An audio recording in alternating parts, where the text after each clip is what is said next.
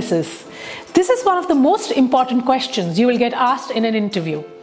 And since this requires considerable introspection, make sure you prepare well in advance.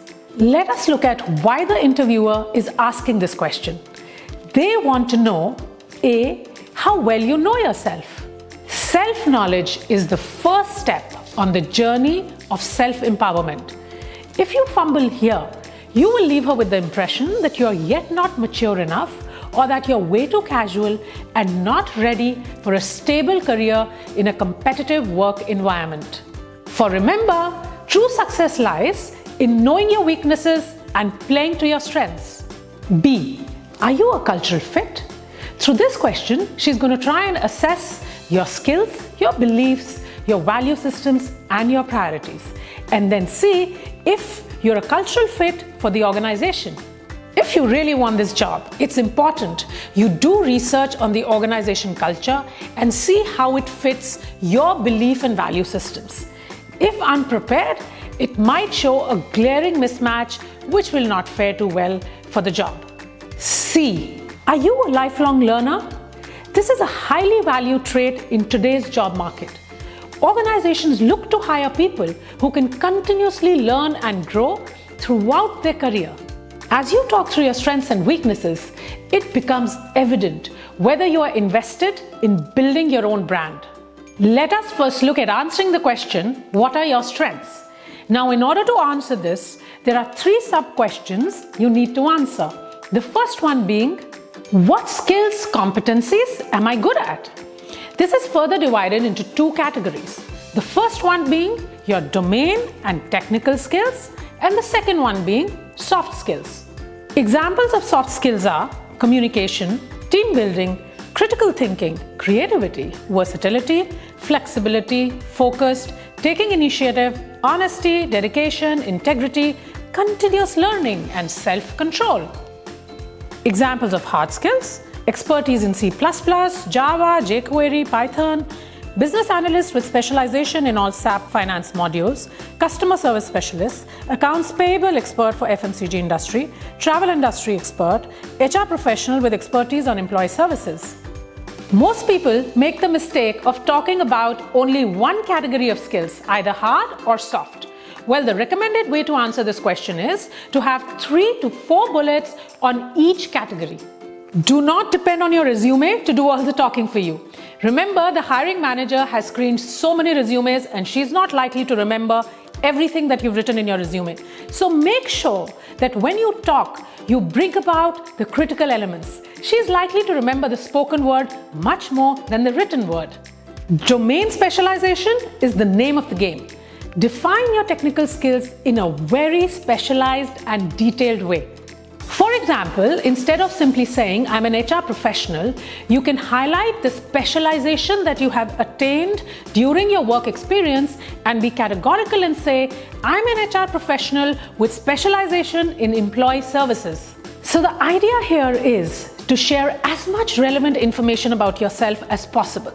So really, it's a fight against time because most interviews won't last more than 60 minutes. That also is an outer limit. So in that much time, you need to sell your brand.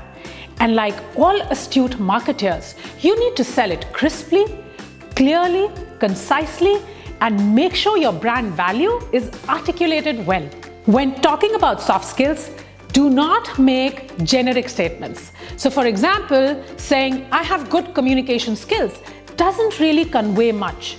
On the other hand, if you can be specific and say, I have very good communication skills when it comes to making tough client presentations. Now that leaves a very strong impact. So now that you've tackled your strengths in your domain and soft skills, the second aspect of your strength is really, what is it that you love to do? Your skills are something that you've gained expertise in. What you love to do is something that comes naturally to you. For example, let's say there are 3 coders with the same level of skills. Now, individual preferences make the first one love to find out different coding hacks. The second one loves to test the code and find where it fails. And the third coder likes to get into the nth level of detail of customer specifications. Let us look at a soft skill example like leading teams. There might be two managers, one who's very comfortable leading remote teams and is not daunted by the prospect of difference in time zones, etc., and is able to connect with people very well, even remotely, while the other is much more comfortable leading people in person, organizing parties, organizing events, and reward ceremonies.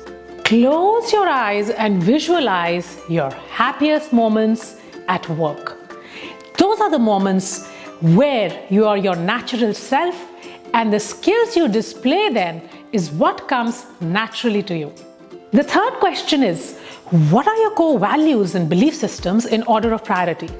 The answer to this question will help the hiring manager know you at a personal level. Personal core values are guiding principles that dictate your behavior. They guide how you think, feel, and behave.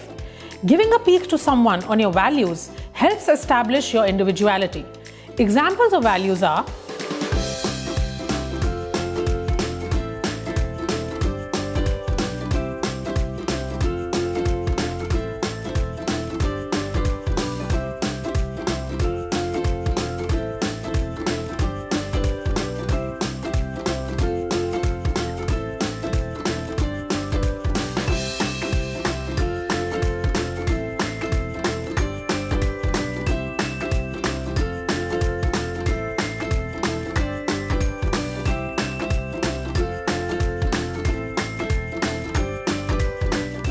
there is no right or wrong value.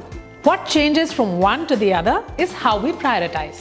For example, you might prioritize loyalty over creativity, while your friend might prioritize creativity over loyalty. We are all born with our unique ways of looking at the world. Figure out your top 2 to 3 values and then highlight them as part of your strengths. A combination of what are your skills and competencies, what you love to do, and your core beliefs and value systems is what makes for a complete answer to the question, what are your strengths? Below are some examples. HR professional. My key strengths as an HR professional are expertise recruitment process. I have a good understanding of the FMCG industry and understand the levers to recruit the best resources at the lowest cost. I really enjoy the hunting process. Digital sourcing via LinkedIn and other digital platforms is what I'm really good at. Offline as well, I have a good industry network of referrals. I love volunteering for team activities and CSR work, and I'm known for organizing fun team events, team bonding activities, and offsites. I value perseverance the most. I feel being able to stick it out and learn in the process is very precious, and that's what makes me unique. Technology developer. My strength is Java. I know this language inside out and have a lot of experience working on it. I love finding bugs in a new Java application. I'm usually the first one to test it.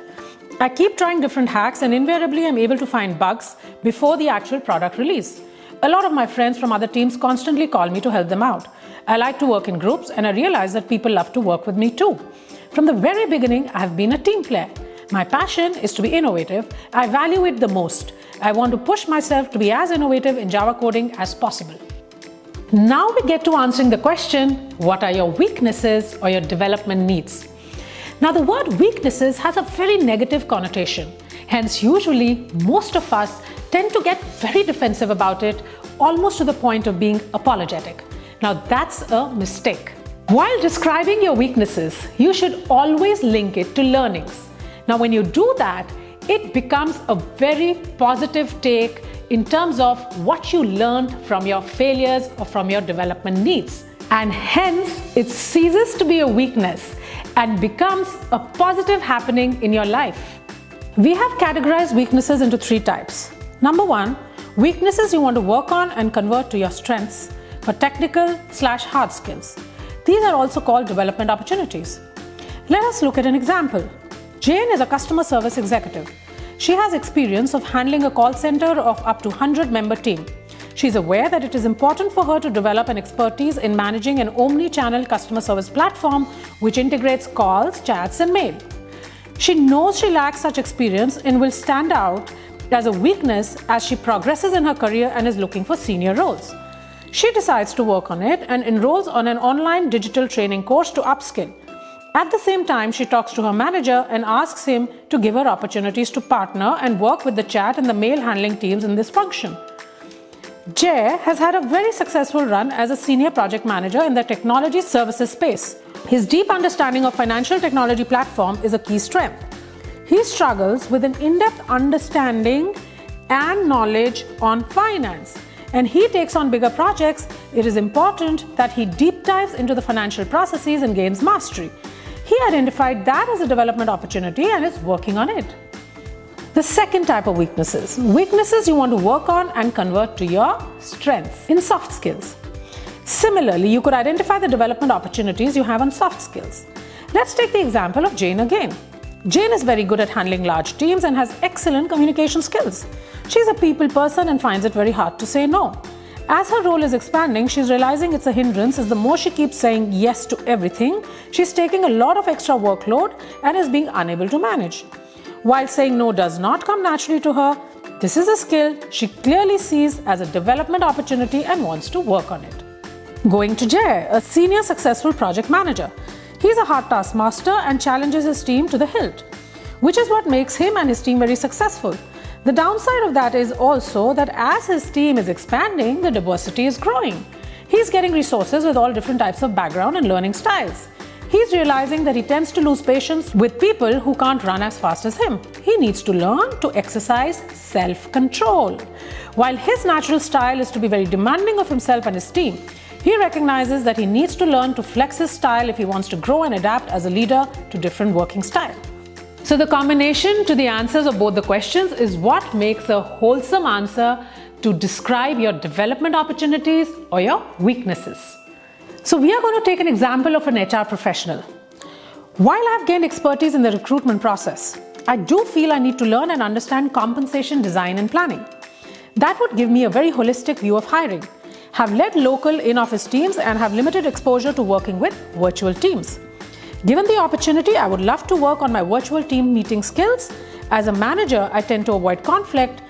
I do realize, however, that if I need to really upskill my team and help them develop as leaders, I do need to start taking a stronger stand on things and not be afraid of confronting the issue. Personally, I value stability, relationships, and contribution. I thrive in environments that have similar value system. So now that's a great answer to what are your weaknesses or development opportunities. I hope you found these tips useful and all the best as you prepare your answer to the question, what are your strengths and weaknesses? If you need some personal guidance, feel free to write to us at support@youspeaknow.com. For more videos like this, subscribe to our YouTube channel.